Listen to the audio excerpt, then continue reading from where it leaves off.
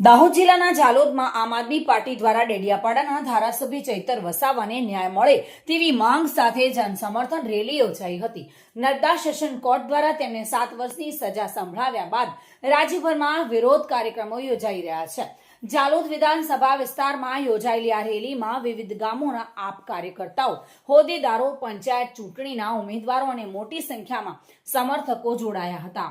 વિધાનસભા અધ્યક્ષ અનિલભાઈ ગરાસિયાના નેતૃત્વમાં યોજાયેલી રેલી દરમિયાન ચૈતર વસાવાને ન્યાય અપાવવાની માંગ સાથે સૂત્રોચ્ચાર કરવામાં આવ્યા હતા। આજે જાલોદ વિધાનસભામાંથી અલગ અલગ ગામમાંથી માનનીય ચેતરભાઈ વસાવાને ન્યાય અપાવવા માટે આ ભ્રષ્ટ ભાજપ સરકાર દ્વારા માનનીય ચેતરભાઈ વસાવાને ખોટી રીતે ષડયંત્ર કરીને આજે જે કોર્ટ દ્વારા જે 7 વર્ષની જેલ ફટકારવામાં આવી છે, ત્યારે આમ આદમી પાર્ટી, આદિવાસી સમાજ કે અન્ય સમાજ આજે ખૂબ જ નારાજ છે।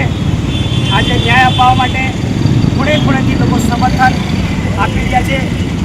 આ સરકાર કંઈ ને કંઈક રીતે આદિવાસી માટે જુલમ ગુજારતી હોય એવું લાગી રહ્યું છે। માનનીય ચેતરભાઈ વસાવા હંમેશા હક અને અધિકાર માટે લડતા રહ્યા છે, ત્યારે ભાજપ સરકારને આ પસંદ નહીં આવતા આવા પ્રકારના ષડયંત્ર કરીને પોતાના પક્ષ ભાજપ સરકારની અંદર ઇન્વોલ્વ કરવા માટે આવી રીતે ફસાવાનું એક કાવતર કર્યું છે।